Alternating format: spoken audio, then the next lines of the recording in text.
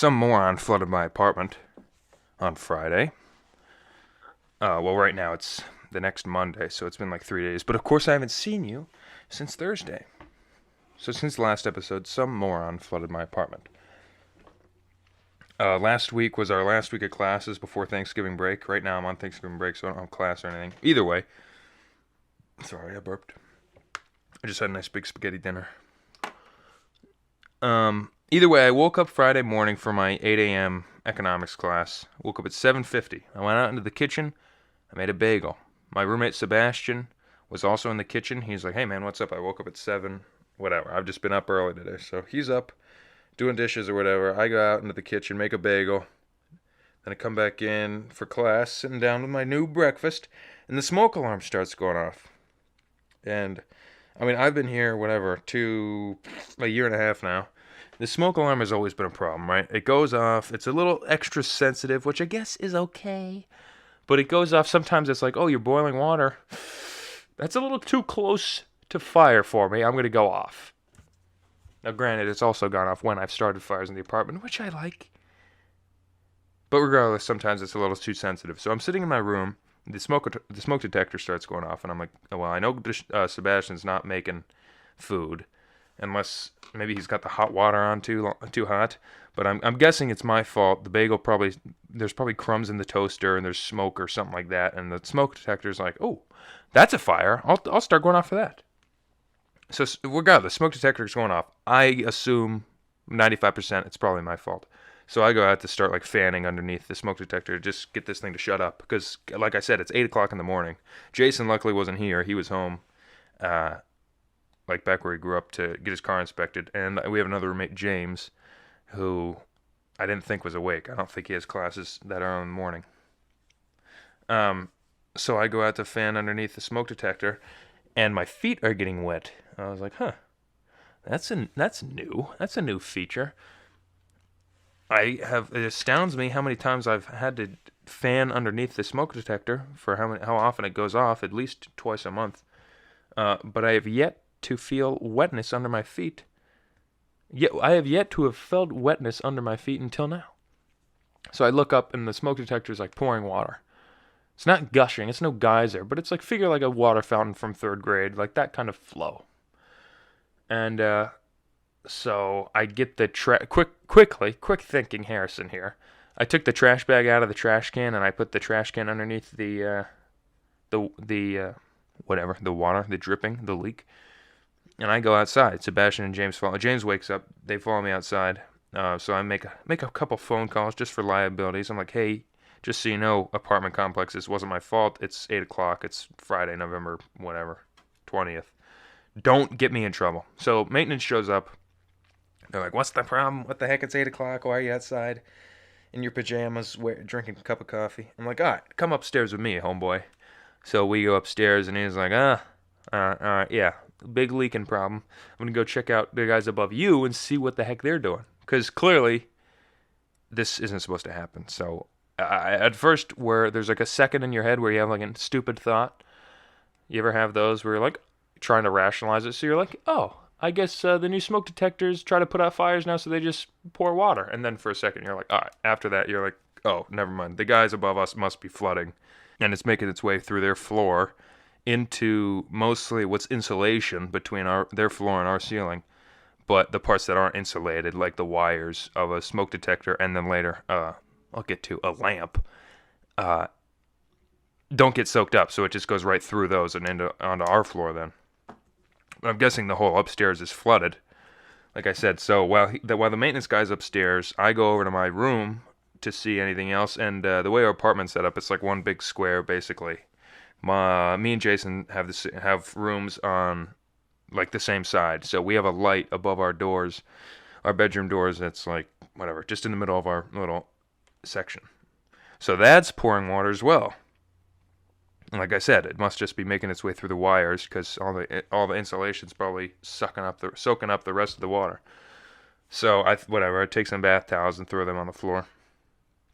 And maintenance comes back and goes, "Yeah, some kid above you was making a bath and well, so I guess maintenance never actually told us yet, like whether the kid fell asleep or he got struck by lightning or something. But he's like, they're making a bath, and basically the kid was making a bath and had since ignored it, flooded his whole floor, and then, like I said, like that water soaked through the floor into our ceiling, whatever, through the smoke detectors. And so he ended up just like getting us actual buckets. He used my bath towels to soak up the water that was already on the floor, but he went and cleaned them for me, which was polite of him, although I could go without. I was hoping they would use Arm & Hammer or Tide or OxyClean. I think they just cleaned them with like old cigarette butts and Jack Daniels or something, because these towels stink. Whatever. I rub my butt on them, so I don't really care if they smell bad. I guess it's the thought that counts. Regardless, that was my Friday morning. So I would like to know what moron... I mean, of course, this was like 8 o'clock in the morning. But how long was the bath running for the bath to completely fill and then for it to flood the entire floor? And the floors are carpeted? Oh, that sounds terrible. This kid is a moron.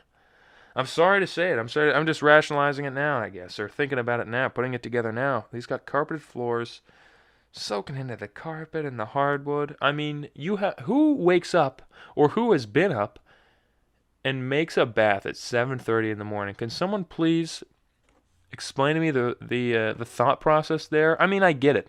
I was 9 years old once. I don't mind a little bubble bath once in a while, but certainly not at 7:30 in the morning. That's how you drown. Are you, like, it's 7:30 in the morning. Either you're extremely tired because you haven't slept, or you're extremely tired because you're waking up at 7:30 in the morning. Now tell me how taking a bath, other than an ice bath, which I assume they weren't doing, was a good idea. You're tired, you take a warm bath, you're going to fall asleep, you're going to drown. Maybe that is what happened. Wait a minute. Maybe that is what happened, and then they drowned, overflowed the bathtub. It didn't have to start at 7:30 because the water displacement, like I learned in 8th grade science class, because of the body of the person, it only had to fill up half as much water as it normally would have before it started overflowing. It pours all over the floor, soaks into the insulation, makes its way through my smoke detector, onto my floor, into my feet, and ruins my morning.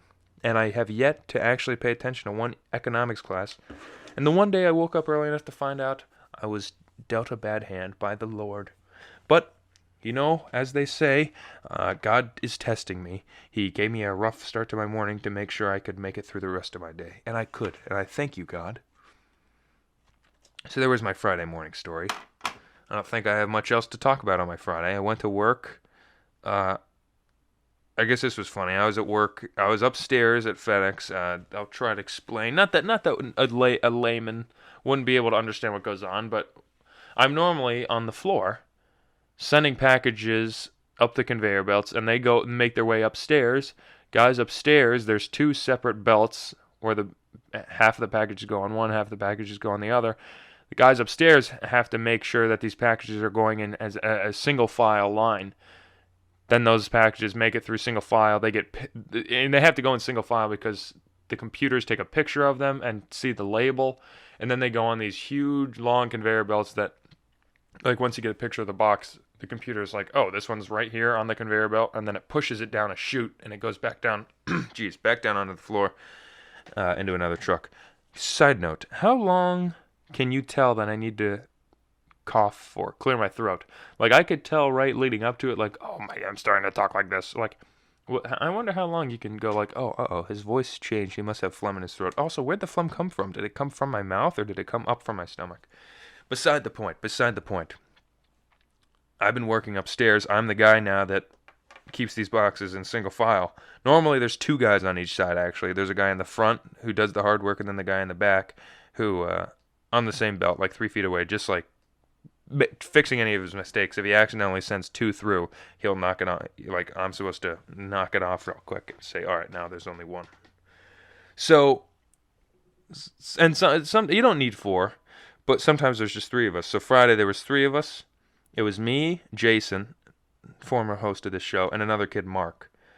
So me and Jason were on the same side, and the manager came up. This is a different manager who's not normally our manager for the shifts. He was just filling in, and went up to Mark, who was alone on his side, and said, "Hey, Mark, I got to take one of you downstairs. Which one of these guys should I take?" And Jason has been working upstairs. He's pretty thoroughly trained upstairs. He's been working there since like before August. So what's that, July? He's been working up there since like July. And I've been working up there for like 3 weeks. So to be funny, Mark said, "Oh, take Jason. Take Jason downstairs. Me and Harrison have this." So the manager came over, naive. He didn't know what was the difference. He's this new guy, new manager for this shift. And he came over and he's like, "Hey, Jason, I'm going to need you downstairs." And Jason was like, "All right, I hate it up here. Sayonara." So he left me and Mark upstairs. And then me and Mark proceeded, no, Mark and I proceeded to get nothing done, let about 100 boxes go through at once, and destroy the building, and ruin FedEx. And I apologize. FedEx, I'm sorry that had to happen, but I don't know what you want me to do. I'm a new guy here. I'm scared of authority. I respect everybody, so I would never talk back to anybody. And if you tell me, "Hey, it sucks to be you, but you're going to have to do this hard job," I say, "Okay, I'm sorry."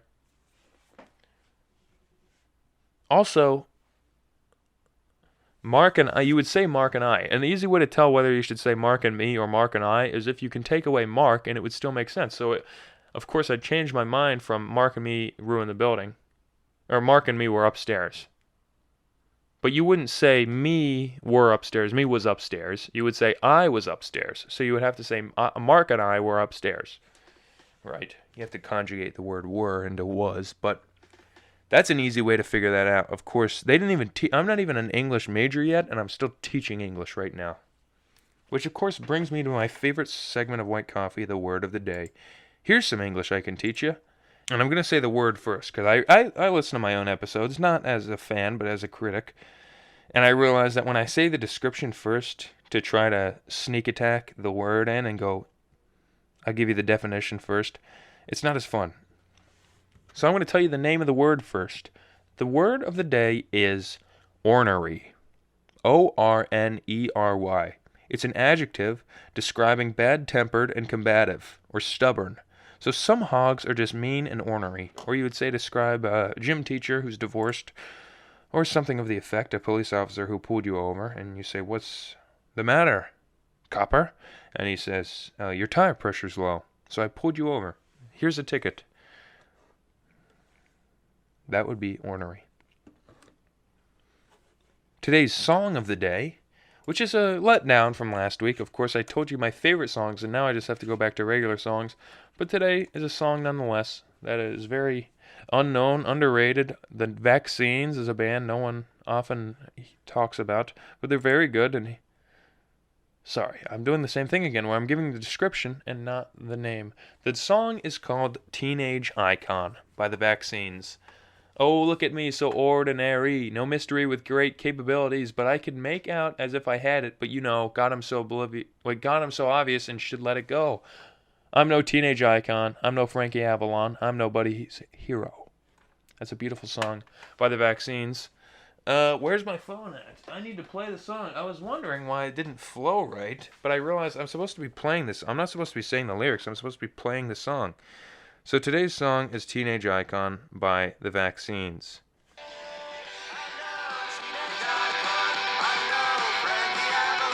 It's a beautiful song. Of course, I'm expecting YouTube to take it off. I'm just giving you a little taste here. Of course, my whole complaint with YouTube copywriting me is, hey, no one's coming here for the song. Which, I guess, is good. Don't come here for the song. I want you to go out and listen to that song in its entirety on your own. Not just a 10-second clip, even if that's as much as I could get away from YouTube. Speaking of YouTube and talking about copyright claims, in last episode I said my whole thing about copyright claims is I don't want YouTube to claim me and then not end up promoting my stuff. I don't know what the heck I did different or what YouTube did different, but just in general, I was saying, like, November 11th episode, I like to make up fake sayings. That got 48 views. Before that, we had 87 views. After that, I broke Jason's desk in half, 114 views. Then we had 124. Now, last episode has 362 views. I was just going to talk about, the behind-the-scenes YouTube. White Coffee's doing rather well. Last episode, we had 362 views. I don't know whether that's going to be the new normal or not. I'm not going to get too used to it. Like that one episode, we had over 1,000 views. That's since never happened again. But we do have one dislike on it. There was a comment, a little disgruntled, I guess, and I'm going to assume that the dislike is from this guy, who had commented remarking my assumption about why people in Shakespeare plays within the first 2 seconds of the episode. I was like, talking about men and women actors, and I was like, well, I guess women didn't act. It was men dressing up as women. That was a Shakespeare thing. And I said it was because women, of course, unfortunately, were not seen as equals. So these men writing these plays, acting in these plays, said, no way you, Deborah, could be a good woman in a play. You know who would make a good woman? Me, in a wig and your brassiere. So that was my logic, which I was pretty confident was true. And David Lawnhall commented, I have a slightly different take on why men were dressing up, but you seem to put all humanity's issues on the patriarchy. First of all, humanity should have an apostrophe. And the patriarchy is spelled with a Y, not an I. This guy spelled it ending with an I, which doesn't make sense. And then I commented, I'm all ears, 12 hours ago, and I've since yet to get a response back, and have yet to have gotten a response back. That doesn't make sense. Maybe I shouldn't be an English teacher. And have yet to get a response back. Now, David, I would like to hear I'm not saying you're wrong. I'm not saying I'm right. I would like to hear what your theory is on why men were dressing up as women. Other than you could say these men were like cross-dressers before cross-dressers was like a thing. But I don't know. It's certainly in society was accepted because women were not seen as equals. How? I don't know. Prove me wrong. I'm not basing that off anything. I kind of just made that up. But the logic behind it, of course, I googled whether or not it was true that men dressed up as women, but my reasoning behind it was made up by me. I'm not saying it's true, but prove me wrong, and you haven't. But my frustration that comes from this comment is, don't try to tell me what I'm thinking. Don't try to get in my head and then go, oh, you blame seem to put all your problems on the patriarchy. Like I give a crap about the patriarchy. If there was a patriarchy today is a much different. Don't put it on quotes. It's like, oh, what, the patriarchy is a big deal, huh? Like, well, maybe in 1400 it was a little different than it is now, where there's genuine women and men were genuinely not seen as equal. I can understand your comments now about getting into gender differences and saying, oh, that's not the same. But the 1400s was certainly a different time for women and men. So get out of my butt, David, and don't dislike my videos. It gives the whole algorithm a whole thing.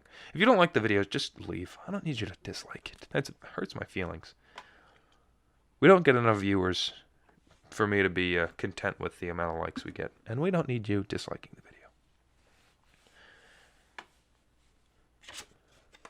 I have other comments here about episodes that I want to talk about, but all right, so I will say this whole episode was supposed to be called It's Okay to Be Bored.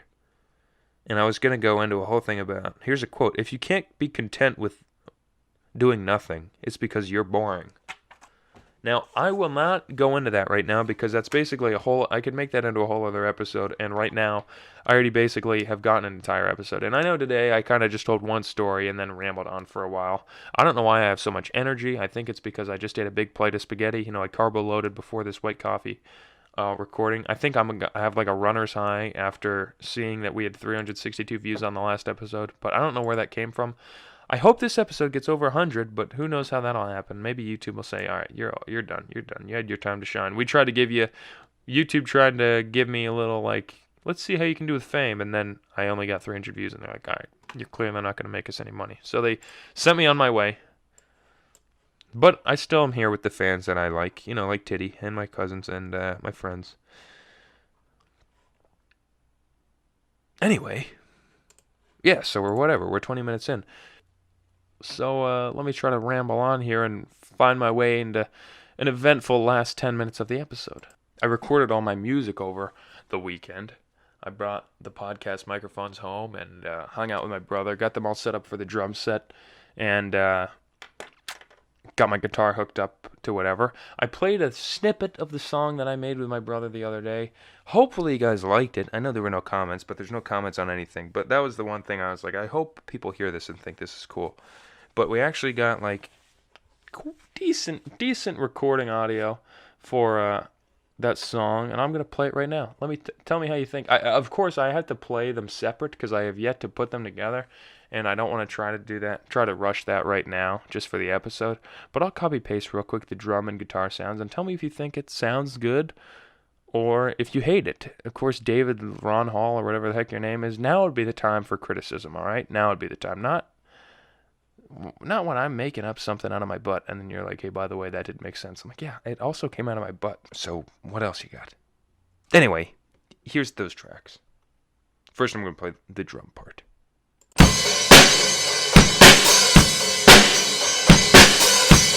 What do you think? What do you think? That's my brother, of course, on the drums. A young, up-and-coming artist, of course. And now here's the guitar part. Now you're going to have to put them together in your head. And it's not because I'm too lazy to put them together. It's because I don't know how to put them together.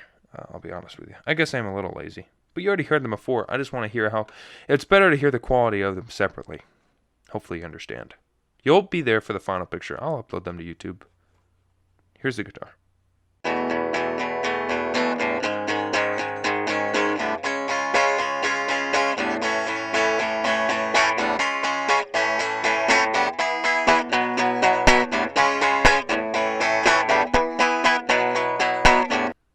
So, yeah, that's the whole thing. What do you think? What do you think? Anything good? I don't know. Maybe it's terrible. Either way, when that song's completed and I make up great words for it about my own life, I'm going to upload it to YouTube, and that's, of course, going to be one of the songs on the album that I gave to my brother for his birthday, whatever, but I'll, of course, upload the entire album first to YouTube.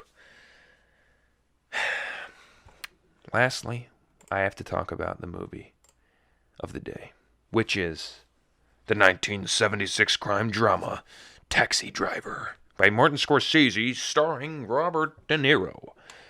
Suffering from insomnia, disturbed loner Travis Bickle, Robert De Niro, takes a job as a New York City cabbie, haunting the streets nightly. Growing increasingly detached from reality as he dreams of cleaning up the filthy city, when Travis meets pretty campaign worker Betsy, he becomes obsessed with the idea of saving the world, first plotting to assassinate a presidential candidate, then directing his attentions towards rescuing 12-year-old prostitute Iris. Now, this is an incredible movie. It shows the grittiness of 70s New York. And, I don't know, just back when movies were art and not just money. Like The Avengers. Back when movies were art. What a good time. And it's just a cool movie. Last I knew it was on Netflix. And it's only an hour 50 minutes. So give it a watch.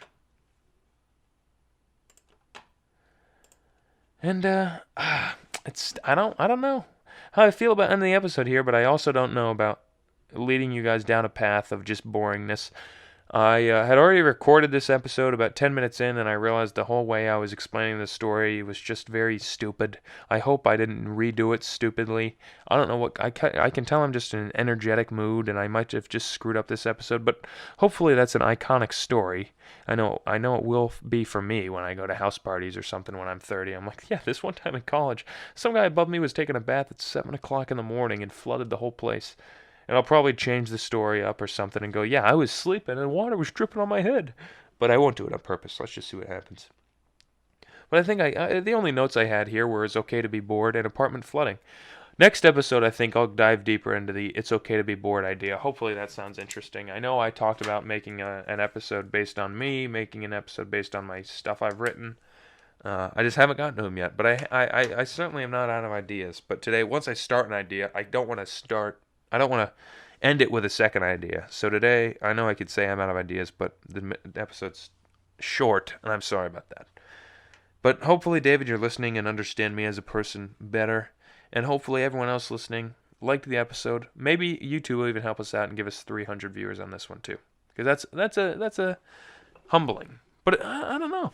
I don't know whether I like a lot of viewers or not a lot of viewers, because when I have like 20 viewers, I'm like, look, those are the viewers that have been with me since the beginning, and now that there's 300, I'm like, I don't know these guys.